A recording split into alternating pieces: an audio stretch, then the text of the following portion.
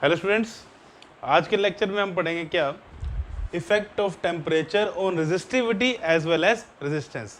इससे पिछले लेक्चर में हमने क्या डिस्कस किया था? रेजिस्टेंस का फॉर्मूला डिस्कस किया था हमने क्या, M L by N E square tau ए।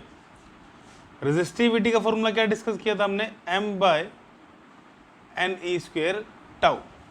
और हमने पढ़ा था क्या कि रेजिस्टेंस को कौन कौन से फैक्टर इफेक्ट डालते हैं? Length, area of cross section, nature of material and last temperature. और रेजिस्टिविटी पे दो ही फैक्टर इफेक्ट डालते हैं, कौन कौन से? Nature of material and temperature. ठीक है, कि हमने पढ़ा था टेम्परेचर को इंक्रीज करेंगे तो रेजिस्टिविटी पे भी इफेक्ट पड़ेगा एज वेल एज रेजिस्टेंस पे भी इफेक्ट पड़ेगा। तो आज के लेक्चर में हमने वही डिस्कशन करनी है कि कितना इफेक्ट पड़ेगा वैल्यू पे। तो अब देखो, पहले रेजिस्टिविटी से स्टार्ट करते हैं। तो रेजिस्टिविटी का फॉर्मूला क्या है? रेजिस्टिविटी का फॉर्मूला है rho is equal to m upon n E square tau, where m was mass of electron, n is number density of free electron, E is charge on electron, and tau is relaxation time, or I can say mean time interval between successive collision. ठीक है, now with increase in temperature, with increase in temperature, हमने क्या पढ़ा था? किस पे effect पड़ता है? रिलैक्सेशन टाइम पे। रिलैक्सेशन टाइम डिक्रीजेस, कि जैसे ही हम टेम्परेचर बढ़ाएंगे रिलैक्सेशन टाइम डिक्रीज करेगा। क्यों करा था? डिस्कस किया था हमने। और क्यों करता है एक बार दोबारा देख लो कि with increase in temperature energy of electron increases and collisions occur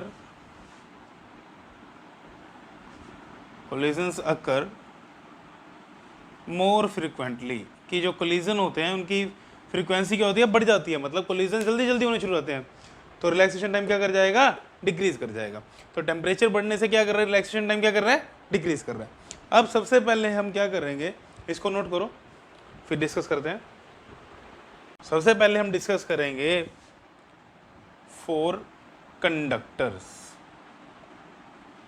और आई कैन से फॉर मेटल्स, कि मेटल्स के लिए टेम्परेचर बढ़ाने पे रेजिस्टिविटी पे ऑफ मेटल पे क्या फ़र्क पड़ता है। तो अभी हमने क्या पढ़ा कि टेम्परेचर बढ़ाएंगे तो रिलैक्सेशन टाइम क्या हो जाएगा? कम हो जाएगा। ठीक है, ये डिस्कस कर चुके हैं। एंड सेकंड चीज़ देखो, टेम्परेचर का मास पे कोई इफेक्ट नहीं है, तो मास पे कोई इफेक्ट नहीं है, ई पे भी कोई इफेक्ट नहीं है। अब बचा क्या? Number density. Now for conductors there is no significant change in N, जो क्या है? Number density of free electrons with increase in temperature. कि कंडक्टर के केस में या मेटल के केस में टेम्परेचर बढ़ाने से रिलैक्सेशन टाइम तो क्या हो गया? कम हो गया, बट इस एन पे कोई खास इफेक्ट नहीं पड़ता। जितने फ्री इलेक्ट्रॉन है वो उतने रहते हैं। तो रिलैक्सेशन टाइम डिक्रीज हो गया, एम में कोई चेंज नहीं, ई में कोई चेंज नहीं, एन में भी कोई ज़्यादा चेंज नहीं है, तो रिलैक्सेशन टाइम डिक्रीज हुआ तो रेजिस्टिविटी क्या होगी? इंक्रीज होगी। तो आई कैन से फॉर कंडक्टर्स टेम्परेचर इंक्रीज हुआ, उससे क्या हुआ? रिलैक्सेशन टाइम क्या हो गया?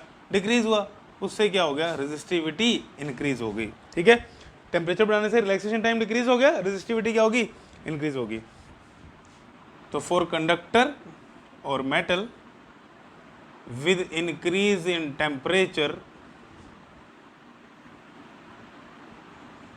resistivity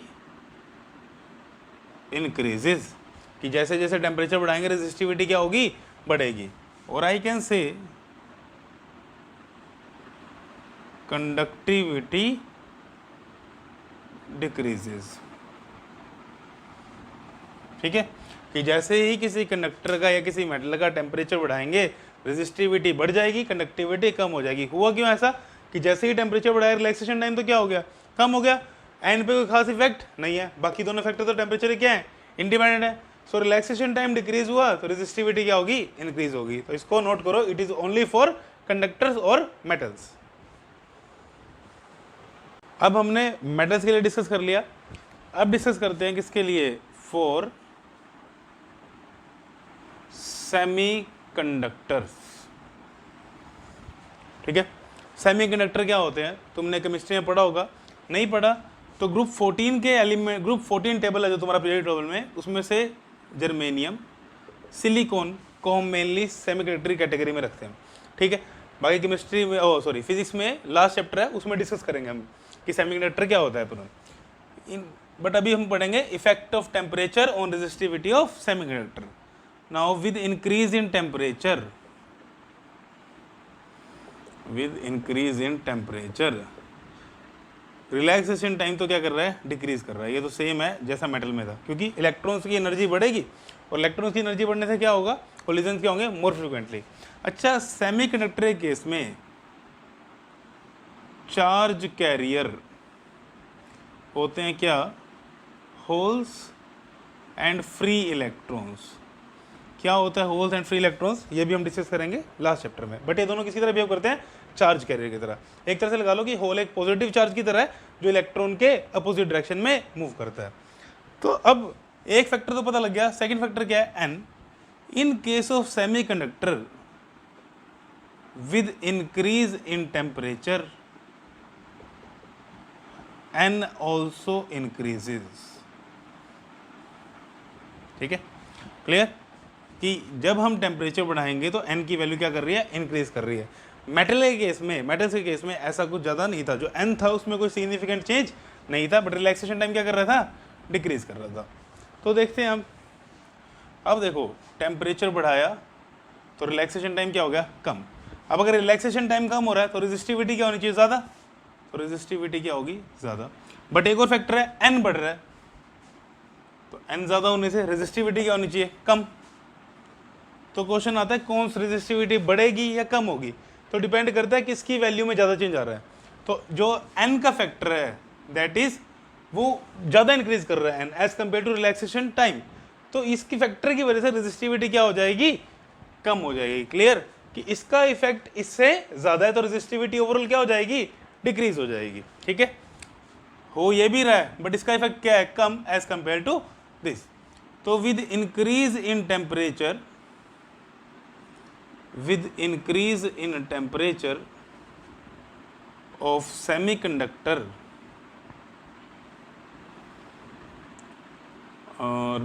resistivity decreases. ठीक है, कि टेम्परेचर बढ़ाने से सेमीकंडक्टर रेजिस्टिविटी क्या होती है, डिक्रीज करती है. ऐसा क्यों हुआ कि हमने टेम्परेचर बढ़ाया, रिलैक्सेशन टाइम तो कम हो गया बट एन क्या हो गया, बढ़ गया. इसका फैक्टर क्या था, ज़्यादा. रिजल्ट इसके फैक्टर की वजह से ये फैक्टर क्या हो रहा है, ज़्यादा इंक्रीज कर रहा है, उसकी वजह से रेजिस्टिविटी क्या हो रही है, कम हो रही है. तो मेटल के केस में ऐसा कुछ नहीं था, मेटल के केस में एन में कोई खास चेंज नहीं था, तो रिलैक्सेशन टाइम कम हो रहा था, रेजिस्टिविटी बढ़ रही थी. बट सेमीकंडक्टर के केस में एन की वैल्यू बहुत ज़्यादा इंक्रीज होती है, तो एन की वैल्यू इंक्रीज होने से रेजिस्टिविटी क्या हो रही है, डिक्रीज हो रही है. और इस फैक्टर ने इसको क्या कर लिया, ओवरकम कर लिया, तो ओवरऑल रेजिस्टिविटी क्या होगी, डिक्रीज होगी. नोट कर लो इसको. अब बात करते हैं अलॉयज की. For alloys, that is a mixture of metal and non-metal or mixture of two metals, I can say it is an alloy. Example, nichrome, constantan and manganese. ठीक है, ये तीनों अलॉय हैं जो तुम फिजिक्स में पढ़ोगे. अलॉयज के केस में क्या होता है, with increase in temperature there is negligible change in resistance, there is negligible change in resistivity, और आई कैन से रेजिस्टेंस, कि टेम्परेचर को बढ़ाने से अलॉयज की रेजिस्टिविटी पे कोई खास चेंज नहीं होता। इसीलिए हम अलॉयज को किसके लिए बनाने के लिए यूज करते हैं, रेजिस्टेंस कोइल्स बनाने के लिए। रेजिस्टेंस कोइल की वैल्यू फिक्स होती है और उसकी वैल्यू टेम्परेचर के साथ चेंज नहीं होनी चाहिए। तो अलॉयज की वैल्यू टेम्परेचर के साथ चेंज नहीं होती, इसलिए अलॉयज को किस लिए यूज करते हैं, रेजिस्टेंस कोइल बनाने के लिए। और एक अलॉयज की रेजिस्टिविटी भी ज़्यादा होती है एज कम्पेयर टू मेटल्स, तो अलॉयज को यूज करते हैं हम कहाँ, स्टैंडर्ड रेजिस्टेंस के कोइल बनाने के लिए। ठीक है, तो हमने क्या पढ़ा कि फॉर मेटल्स टेम्परेचर बढ़ाएंगे तो क्या होगा, रिलैक्सेशन टाइम कम होगा, रेजिस्टिविटी इंक्रीज होगी। ठीक है, नाउ फॉर सेमीकंडक्टर्स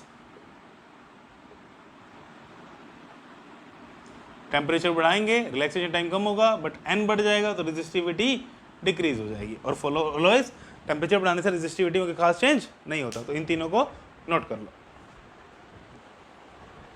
अब मैं रेजिस्टिविटी का ग्राफ बनाता हूं टेम्परेचर के साथ। नाउ वेरिएशन ऑफ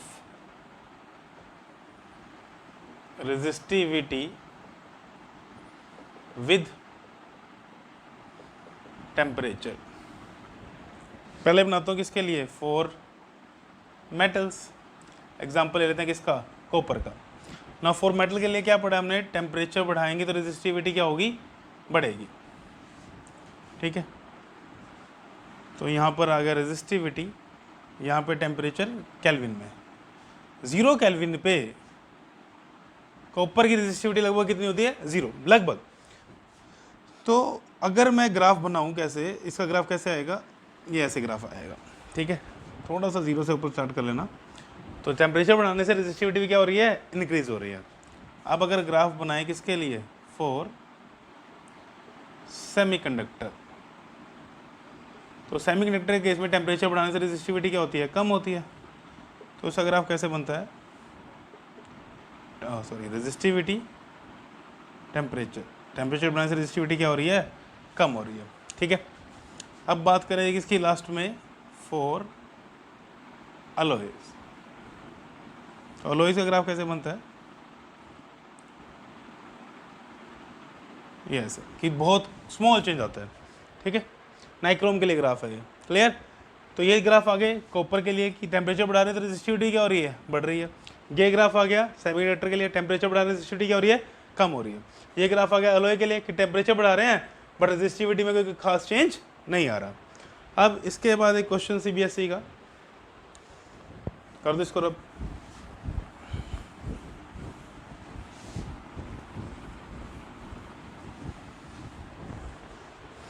क्या क्वेश्चन है, क्वेश्चन है वी और आई ग्राफ दिया हुआ है एक ही मेटल के लिए, ये मेटल के लिए ग्राफ है, दो टेम्परेचर के लिए ग्राफ बनाया, ये T1 और ये T2। ठीक है, बोला गया बताओ T1 ज़्यादा है या T2 ज़्यादा है, सीबीएसई क्वेश्चन है। ठीक है, या दोनों बराबर है। अब वी आई ग्राफ का स्लोप क्या देता है, slope of V I graph क्या बताया था, याद करने का तरीका, y coordinate by x coordinate, तो v बाय आई, तो that is equal to resistance. तो किसका स्लोप ज़्यादा है, T1 का, मतलब इसकी रेजिस्टेंस R1, इसकी रेजिस्टेंस R2, तो R1 ज़्यादा है R2 से। ठीक है, अब रेजिस्टेंस ज़्यादा है तो रेजिस्टिविटी भी क्या होगी, ज़्यादा होगी। अब क्वेश्चन आता है कि T1 ज़्यादा है या T2 ज़्यादा है। अच्छा, वो सेम मेटल के लिए, सेम पीस के लिए, मतलब same length same cross section area, तो T1 ज़्यादा है या T2 ज़्यादा है। अब टेम्परेचर बढ़ाने से मेटल की रेजिस्टेंस भी क्या होती है, बढ़ती है, तो R1 ज़्यादा है, मतलब R1 का टेम्परेचर भी क्या होगा, ज़्यादा। R1 के कॉरस्पॉन्डिंग टेम्परेचर क्या लिया था हमने, T1, R2 के कॉरस्पॉन्डिंग टेम्परेचर क्या लिया था हमने, T2। तो clear, this is the answer कि हमने वी आई ग्राफ ऑब्जर्व किया तो क्या पता लगा, इस कर्व के लिए रेजिस्टेंस क्या है, ज़्यादा, तो इसका टेम्परेचर भी क्या होना चाहिए, ज़्यादा होना चाहिए। तुम्हारा सीबीएसई क्वेश्चन था, नोट कर लो इसे।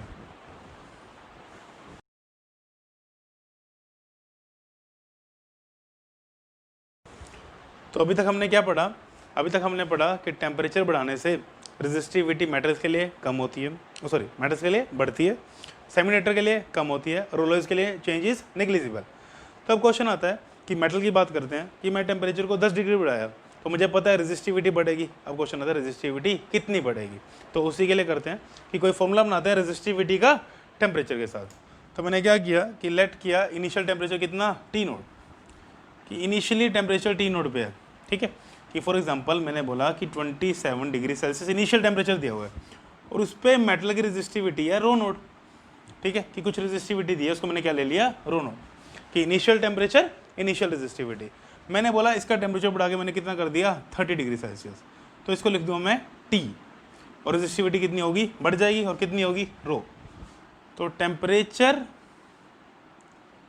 Is increased by delta T and becomes T, कि टेम्परेचर को मैंने यहाँ जैसे कितने डिग्री सेल्सियस से बढ़ाया 3 डिग्री सेल्सियस से, और कितना हो गया टी। तो आई कैन राइट जो टी है that is equal to T nought plus delta T, और I can say delta T is equal to T minus T nought. अब इस टेम्परेचर पर रेजिस्टिविटी बढ़ गई, कितनी होगी रो, तो rho is the resistivity at temperature T, ठीक है। तो रो और रो नोड में क्या रिलेशन है, रिलेशन है rho is equal to rho nought 1 plus alpha delta T, ठीक है। This is the relation between resistivity at temperature T nought and resistivity at temperature T. और यहाँ पे अल्फा क्या है, alpha is temperature coefficient of resistivity, ठीक है। अभी ये बात करते हैं अल्फा के आगे। अब डेल्टा टी क्या है टी माइनस टी नोड, तो I can also write rho is equal to rho nought 1 plus alpha T minus T nought. Rho क्या है, rho is the resistivity at temperature T, rho nought is the resistivity at temperature T nought, and alpha is the temperature coefficient of resistivity. तो this is the formula for resistivity at temperature T with resistivity at temperature T nought. तो इसको note कर लो। तो अब define करते हैं alpha को। क्या था अल्फा, अल्फा था टेम्परेचर कोफिशिएंट ऑफ रेजिस्टिविटी। तो अल्फा की वैल्यू निकालते हैं, यहाँ से क्या आएगी देखो, रो इज इक्वल टू क्या बनेगा ये rho nought plus rho nought alpha T minus T nought, तो rho minus rho nought is equal to rho nought alpha T minus T nought, तो rho minus rho nought divide by rho nought T minus T nought is equal to alpha. तो ये formula आया किसका, ये formula आया temperature coefficient of resistivity का। अब देखो रो माइनस रो नोड क्या चीज़ है, it is increase in resistivity, है ना। रो टेम्परेचर टी पे थी, रो नोड टी नोड पे, तो it is increase in resistivity, और I can say change in resistivity. Rho nought क्या है, initial resistivity, and T minus T nought क्या है, it is increase in temperature, और again say change in temperature. तो alpha को define करना, कैसे डिफाइन करेंगे, it is defined as change in resistivity per unit original resistivity per degree rise in temperature, ठीक है। तो alpha is defined as, it is defined as यानी temperature coefficient of resistivity is defined as change in resistivity per unit original resistivity, I can say initial resistivity जो पहले थी initial, and per degree rise in temperature. This is defined for alpha, or I can say temperature coefficient of resistivity. अब बात आती है इसकी SI unit की। अब रेजिस्टिविटी, ये चेंज इन रेजिस्टिविटी वाली यूनिट है, इसकी भी किसकी यूनिट है, रेजिस्टिविटी वाली, तो क्या आएगा 1 डिवाइड बाय टेम्परेचर, ठीक है। देखो कैसे, ऊपर यूनिट क्या आएगी ओम मीटर रेजिस्टिविटी की, ठीक है, नीचे भी रेजिस्टिविटी की ओम मीटर, और चेंज इन टेम्परेचर की एसआई यूनिट क्या आएगी केल्विन, कैंसिल, तो अल्फा की एसआई यूनिट क्या आ गई केल्विन इनवर्स, ठीक है। तो this is the SI unit of temperature coefficient of resistance. बाकी किसी किसी क्वेश्चन में इसको डिग्री सेल्सियस इनवर्स में भी लिखा होता है, बट ऐसा यूनिट इज केल्विन इनवर्स, तो इसको नोट कर लो। तो अभी तक हमने बात की रेजिस्टिविटी की, अब बात करते हैं किसकी, रेजिस्टेंस फॉर मेटल के लिए, कि टेम्परेचर के साथ रेजिस्टेंस का फॉर्मूला बताओ। अब रेजिस्टेंस का फॉर्मूला क्या होता है, R is equal to rho l by a, ठीक है। अब टेम्परेचर बढ़ाने से रेजिस्टिविटी में फर्क पड़ रहा है, फर्क तो लेंथ और एरिया में पड़ता है, पढ़ा हमने +1 में कि लेंथ बढ़ती है जैसे जैसे टेम्परेचर इंक्रीज करते हैं थर्मल प्रॉपर्टीज ऑफ मैटर में। तो विद इंक्रीज इन टेम्परेचर, कि जितना टेम्परेचर हम इंक्रीज कर रहे हैं, हम क्या कह लेते हैं कि change in length and area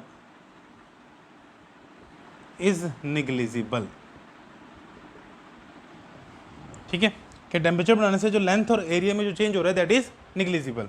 तो मतलब L बाय ए टेम्परेचर बढ़ाने से क्या है, कांस्टेंट चल रहा है, कि L भी कांस्टेंट है, कि चेंज है जो निग्लिजिबल है, और एरिया भी क्या लेके चल रहे हैं कि कांस्टेंट है, उसमें भी चेंज क्या है, निग्लिजिबल। तो I can say R is directly proportional to rho, कि अगर रेजिस्टिविटी ऑफ मेटल टेम्परेचर के साथ बढ़ेगी तो रेजिस्टेंस भी क्या होगी, बढ़ेगी। तो मतलब इक्वेशन सेम फॉलो होगी। देखो अगर मैं लिखूं R को यहाँ पे, रो को क्या लिखेंगे हम, देखो R A बाई एल लिखेंगे, तो A बाई एल दोनों जगह कैंसिल आउट हो जाएगा। तो रेजिस्टेंस फॉर्मूला क्या बनेगा, सेम फॉर्मूला बनेगा, R is equal to R node 1 plus alpha delta T, और I can say 1 plus alpha T minus T naught, ठीक है, क्लियर। बिकॉज जब हम टेम्परेचर बढ़ा रहे हैं तो लेंथ और जो एरिया में जो चेंज आ रहा है दैट इज निग्लिजिबल। तो जो फॉर्मूला रेजिस्टिविटी के लिए है वही फॉर्मूला रेजिस्टेंस के लिए है। और अब इसके बाद अगर मैं अल्फा का फॉर्मूला लिखूँ रेजिस्टेंस की टर्म में तो क्या आएगा, R minus R nought by R nought T minus T node. तो it is also defined as change in resistance per unit original resistance per degree rise in temperature, ठीक है। तो जो फॉर्मूला रेजिस्टिविटी के लिए था वही फॉर्मूला किसके लिए है, रेजिस्टेंस के लिए। क्यों, बिकॉज जो लेंथ और एरिया में चेंज है टेम्परेचर के साथ वो क्या है, निग्लिजिबल है। तो इस चीज को भी नोट कर लो। तो हमने अल्फा का फॉर्मूला पढ़ा अभी क्या, rho minus rho nought divide by rho nought T minus T nought. Rho nought किस टेम्परेचर पे रेजिस्टिविटी थी, T नोट पे, और रो T पे, और हमने जो T नोट लिया है that is greater then T, ठीक है, कि टेम्परेचर T जो टेम्परेचर T है that is greater then T note. अब बात करते हैं फॉर मेटल्स। अगर मेटल के लिए बात करें तो मुझे बताओ रो ज़्यादा होगा या रो नोट ज़्यादा होगा। अच्छा जो T है वो T नोट से ज़्यादा है। मेटल केस में टेम्परेचर बढ़ाएंगे तो रेजिस्टिविटी क्या होगी, बढ़ेगी। तो rho is greater than rho nought, ठीक है। अब रो ग्रेटर है रो नोट से, तो रो माइनस रो नोट क्या होगा, rho minus rho nought is positive. तो मेटल केस में अल्फा क्या आएगा, पॉजिटिव वैल्यू होगी अल्फा की, ठीक है। अब बात करते हैं फॉर सेमीकंडक्टर। सेमीकंडक्टर में टेम्परेचर बढ़ाने से रेजिस्टिविटी क्या होती है, कम होती है। अब T ज़्यादा है तो रेजिस्टिविटी क्या हो जाएगी, कम हो जाएगी, मतलब rho is less than rho nought. अगर रो नोट से लेस है तो अल्फा क्या हो जाएगा, अल्फा विल बिकम नेगेटिव। देखो रो नोट से कम है तो डिफरेंस क्या आएगा इनका, नेगेटिव आएगा। अब बात करते हैं for alloys like nichrome, manganese and constantan. तो इसमें टेम्परेचर के साथ कोई खास चेंज नहीं होता। तो जो रो है that is approximately equal to rho naught. तो मतलब जो अल्फा है that is very very small, कि अल्फा की वैल्यू क्या है, बहुत ज़्यादा स्मॉल होगी। क्यों स्मॉल होगी, बिकॉज रेजिस्टिविटी के ऊपर कोई खास इफेक्ट नहीं होता टेम्परेचर का। तो क्लियर हो गया। मेटल के केस में टेम्परेचर बढ़ाने से रेजिस्टिविटी बढ़ गई, मतलब रो ज़्यादा है किससे, रो नोट से, तो अल्फा क्या हो गया, positive according to this formula. Semiconductor case में रो क्या हो गया, लेस देन रो नोट, तो अल्फा क्या हो गया, नेगेटिव। अलॉयज के केस में अल्फा की वैल्यू क्या होगी, वेरी वेरी स्मॉल। अब इसके ऊपर कुछ न्यूमेरिकल डिस्कस करेंगे हम।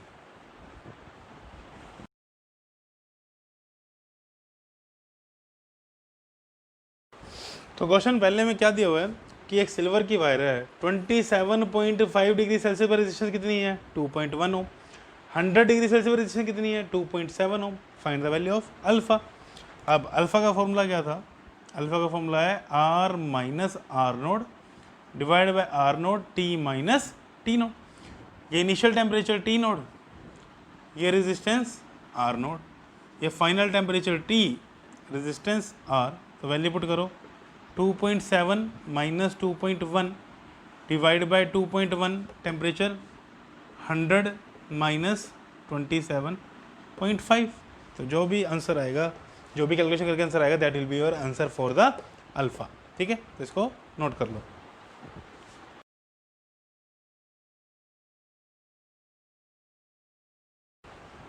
तो नेक्स्ट क्वेश्चन है कि एक प्लेटिनम वायर का थर्मोमीटर है, उसका आइस पॉइंट पर रेजिस्टेंस है 5 ओम, स्टीम पॉइंट पे 5.23 ओम, और हॉट बात किसी मतलब किसी चीज़ का टेम्परेचर मेजर करना है उसमें इंसर्ट किया तो उस पर रेजिस्टेंस है 5.795 ओम।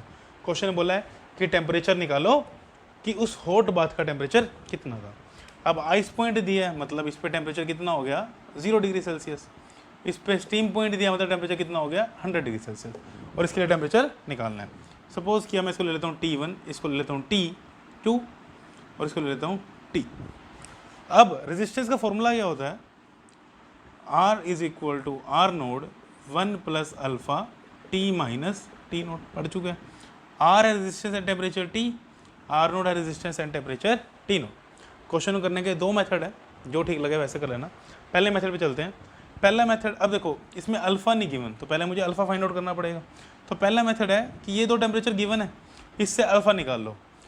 तो इक्वेशन क्या बन जाएगी, R2 will be equal to R1, कि इस रेजिस्टेंस को मैंने कोरस्पोंडिंग क्या ले लिया R1, इसको क्या ले लिया मैंने R2, तो R2 will be equal to R1 1 plus alpha, यहाँ पे क्या बनेगा T2 माइनस T1। समझ आ गया कि जो T था उसको मैंने क्या ले लिया T1, रेजिस्टेंस क्या ले ली R1, तो T1 के कोरस्पोंडिंग रेजिस्टेंस क्या होगी, सॉरी T2 के कोरस्पोंडिंग रेजिस्टेंस क्या होगी R2, और T1 के कोरस्पोंडिंग रेजिस्टेंस क्या होगी R1, कि फाइनल टेम्परेचर को मैंने क्या ले लिया T2, इनिशियल क्या लिया था T1।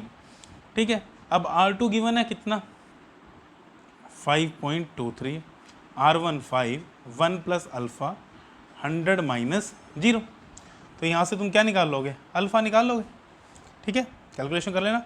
उसके बाद सेकंड पार्ट में क्या करोगे, इसको हमने क्या लिया था, इसी रेजिस्टेंस सपोज मैं ले लेता हूँ R, टेम्परेचर क्या लिया हुआ है T, तो इक्वेशन क्या बनेगी R is equal to R1, इसका कैलकुलेट कर रहे हैं, इन दोनों को लेकर चल रहे हैं, R1 1 plus T minus T1 into alpha,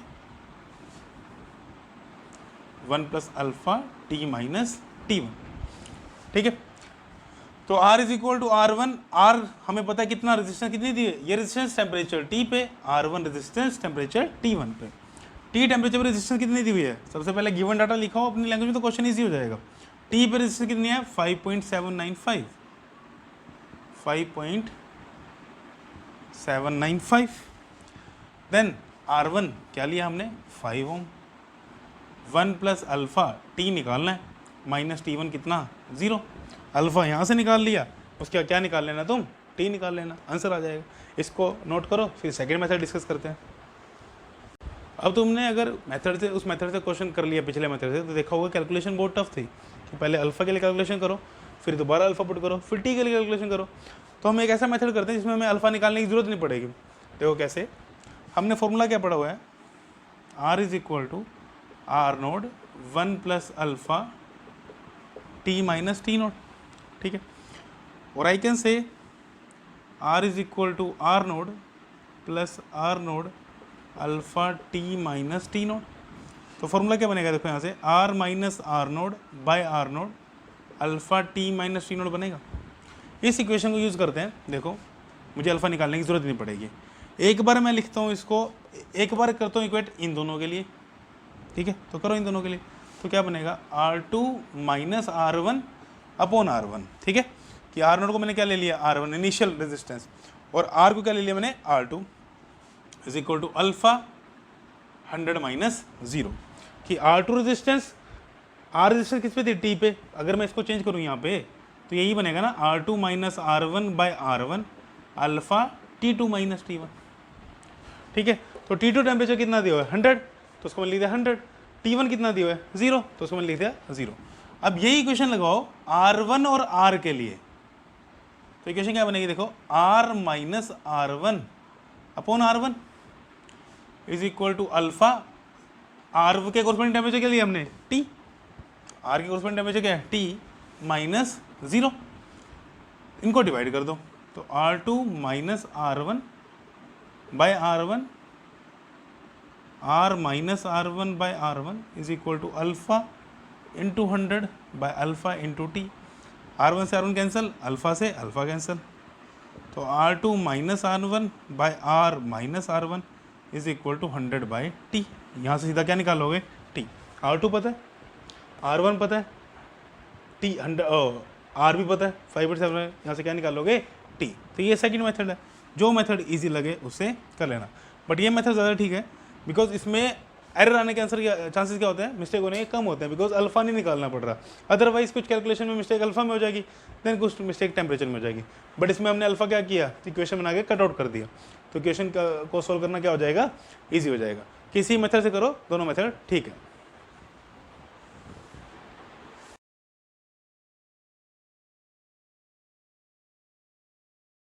अब नेक्स्ट क्वेश्चन में क्या दिया है कि एक टोस्टर है, वो नाइक्रोम की वायर यूज़ कर रहा है, नाइक्रोम अलोय है, तो नाइक्रोम की वायर यूज़ कर रहा है, रूम टेम्परेचर पे मतलब 27 डिग्री सेल्सियस गिवन है, उसकी रेजिस्टेंस कितनी है 75.3 ओम, ठीक है। उसने बोला उसके बाद उसको 230 वोल्ट की वोल्टेज से कनेक्ट किया, बोला उसमें करंट आया 2.68 एम्पियर, स्टेडी करंट आ गया थोड़े सेकंड्स के बाद। तो उसने बोला कि ये इस पर जो करंट आया, मतलब जब करंट आ गया तो उस पर टेम्परेचर निकालो कितना है, ठीक है, और अल्फ़ा दिया हुआ है। तो अब क्वेश्चन वही है बट थोड़ा घुमा के दिया हुआ है, तो वही करते हैं, क्या है क्वेश्चन। अब देखो जैसे ही हम वायर में करंट पास करते हैं उसमें क्या प्रोड्यूस होती है, हीट प्रोड्यूस होती है। हम पढ़ेंगे आगे heating effect of current. Heat produce होने से उसका टेम्परेचर क्या हो जाता है, बढ़ जाता है। अब टेम्परेचर बढ़ गया तो रेजिस्टेंस भी क्या हो जाएगी, चेंज हो जाएगी। तो वही देखना हमने कितनी चेंज हो रही है, उसके अकॉर्डिंग हम क्या निकाल लेंगे, टेम्परेचर निकाल लेंगे। तो इस टेम्परेचर को ले लेता हूँ मैं इनिशियल टेम्परेचर T0, रेजिस्टेंस का ले लेता हूँ मैं ρ0। अब इस टेम्परेचर को मैंने क्या ले लिया, T, और इस पे जो रेजिस्टेंस है उसको मैंने क्या ले लिया, R। अब रेजिस्टेंस गिवन नहीं है बट रेजिस्टेंस को निकालने के लिए डाटा दिया हुआ है, किसका, V का और I का। तो R का फॉर्मूला क्या होता है, V बाय I, तो it will be 230 divide by 2.68। तो यहाँ से तुम्हारी रेजिस्टेंस आ जाएगी। अब क्या निकालना है, टेम्परेचर T, तो R का फॉर्मूला क्या होता है, R is equal to R0 1 plus alpha T minus T0। अब देखो R दिया हुआ है, सॉरी R तो निकाला है हमने, यहाँ से जो वैल्यू आएगी उसको पुट कर देना। R0 दिया हुआ है कितना 75.3, अल्फा दिया कितना 1.7 into 10⁻⁻⁴।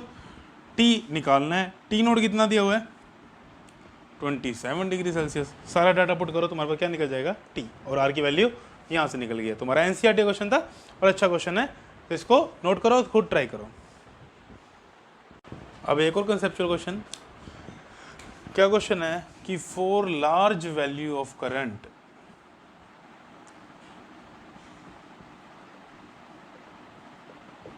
In conductor Ohm's law is not valid, कि जब हम करंट में बहुत ज़्यादा करंट पास करते हैं, ज़्यादा वैल्यू ऑफ करंट, तो ओम्स लॉ ओबे नहीं होता है, वैलिड नहीं है। देखो क्यों, हमने क्या पढ़ा था, V और I का ग्राफ कैसा होता है, स्ट्रेट लाइन, और इसका स्लोप क्या देता है, slope is equal to V by I that is equal to R, जो क्या होता है ओम्स लॉ के अकॉर्डिंग, ओम्स लॉ के अकॉर्डिंग V is directly proportional to I, तो V is equal to IR, और R क्या होता है यहाँ पे, कांस्टेंट। ये चीज़ पढ़ी हमने ओम्स लॉ में। बट जैसे ही हम large value of current pass करते हैं तो वहाँ पे क्या रहता है, there is heating effect of current, कि वायर क्या हो जाती है, वो कंडक्टर जिसमें पास कर रहे हैं वो गर्म होना शुरू हो जाता है। तो जैसे ही हीट होना शुरू हुआ उसका क्या चीज़ चेंज हो जाएगी, उसका टेम्परेचर क्या हो जाएगा, इंक्रीज हो जाएगा, ठीक है।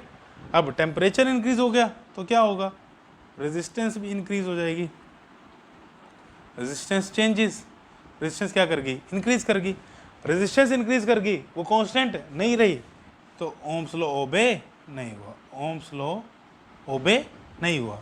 पता लग गया क्यों नहीं हुआ, कि जैसे ही हमने ज़्यादा करंट पास किया तो हमने क्या हो गया, ज़्यादा करंट पास करते ही हीटिंग इफेक्ट, मतलब करंट में जो कंडक्टर है उसमें हीट प्रोड्यूस हुई, हीट प्रोड्यूस होने से उसका टेम्परेचर इंक्रीज हुआ, जिसकी वजह से क्या हुआ, उसकी रेजिस्टेंस चेंज होगी। और ओम्स लॉ में क्या है, रेजिस्टेंस क्या रहनी चाहिए, कांस्टेंट। वैसे ही ओम्स लॉ ने बोला टेम्परेचर फिजिकल कंडीशन क्या होनी चाहिए, कांस्टेंट होनी चाहिए, लाइक टेम्परेचर प्रेशर। क्यों, क्योंकि टेम्परेचर कांस्टेंट होने से रेजिस्टेंस कांस्टेंट होता है। बट जैसे ही हम करंट ज़्यादा पास कर रहे हैं तो टेम्परेचर बढ़ रहा है उसका, तो टेम्परेचर बढ़ने से क्या हुआ, रेजिस्टेंस बढ़ गई, रेजिस्टेंस बढ़ने से क्या हुआ, ओम्स लॉ वैलिड नहीं रहा। तो ये ग्राफ कैसे होता है, जैसे ही क्या कहते हैं करंट ज़्यादा बढ़ाया तो रेजिस्टेंस क्या होगी, बढ़ गई। अब इसका स्लोप होता है रेजिस्टेंस, तो स्लोप भी क्या, अब ग्राफ जाना चाहिए था कैसे, ऐसे, बट स्लोप बढ़ गया तो ये कैसे हो जाएगा, इस तरफ हो जाएगा। एक्चुअल ग्राफ ये ऐसे बनता है for high value of current, ठीक है। ऊपर की तरफ स्लोप क्या हो रहा है, इंक्रीज हो रहा है। तो यही चीज़ है कि जैसे ही हम करंट को बनाते हैं तो ये है किसके लिए, for large value of current, कि ओम्स लॉ को वैलिडिटी नहीं है, ओम्स लॉ वैलिडिटी नहीं है वहाँ पे, कि जैसे ही हमने करंट की वैल्यू क्या की, ज़्यादा की, उसमें क्या प्रोड्यूस हुई, हीट, जिसकी वजह से टेम्परेचर क्या कर गया, इंक्रीज, रेजिस्टेंस भी क्या कर गई, इंक्रीज। तो ओम्स लॉ ओबे नहीं हो, बिकॉज ओम्स लॉ के अकॉर्डिंग रेजिस्टेंस क्या थी, कांस्टेंट, और ग्राफ ऐसा आ जाएगा। तो ये भी कंसेप्चुअल क्वेश्चन है सीबीएसई में कि ऐसी डेविएशन क्यों दिखाता है ग्राफ में जब करंट की वैल्यू क्या होती है, बहुत ज़्यादा लार्ज होती है। तो इसको नोट कर लो। अब आज के लेक्चर में हमने क्या क्या डिस्कस किया, सबसे पहले हमने डिस्कस किया क्या, effect of temperature on resistivity. तो रेजिस्टिविटी का फॉर्मूला क्या पढ़ा था हमने, rho is equal to m by n square tau. तो जैसे ही टेम्परेचर बढ़ाएंगे दो फैक्टर पे इफेक्ट पड़ता है, किस पे, एक तो टाउ पे और एक एन पे। तो मेटल्स के लिए क्या पढ़ा हमने पढ़ा मेटल्स के लिए एन में कोई खास चेंज नहीं होता, और टाउ क्या कर जाता है, डिक्रीज करता है जैसे टेम्परेचर बढ़ाते हैं। तो रेजिस्टिविटी क्या कर जाती है, इंक्रीज कर जाती है, ठीक है। फिर हमने डिफाइन किया था इसके लिए अल्फा क्या आ जाएगा, पॉजिटिव। अल्फा का formula rho minus rho nought by rho nought T minus T nought, और रेजिस्टेंस की टर्म में भी लिख सकते हैं इसको। देन हमने बात की किसकी, सेमीकंडक्टर की। सेमीकंडक्टर के इसमें एन में टेम्परेचर बढ़ाने से एन क्या करता है, इंक्रीज करता है, टाउ क्या करता है, डिक्रीज करता है। पर फैक्टर का ज़्यादा इफेक्ट किसका है, एन का। तो रेजिस्टिविटी ओवरऑल क्या होती है, कम होती है, और अल्फा क्या होता है इसके लिए, नेगेटिव। देन लास्ट में किसके लिए बात की थी हमने, अलॉयज के लिए, लाइक नाइक्रोम, मैग्नीन और कॉन्स्टेंटन। टेम्परेचर बढ़ाने से देर इज निग्लिजिबल चेंज, और I can say no change in resistivity. तो अल्फा की वैल्यू क्या होती है, वेरी वेरी स्मॉल। अभी पीछे न्यूमेरिकल आया था, देखो उसमें भी अल्फा कितना दिया हुआ था, 1.7 × 10⁻⁻⁴। तो हमने यही पढ़ा आज के लेक्चर में। देन हमने कुछ न्यूमेरिकल्स किए किसके ऊपर, चेंज इन रेजिस्टिविटी और चेंज इन रेजिस्टेंस के ऊपर। तो आज के लेक्चर के लिए बस इतना ही।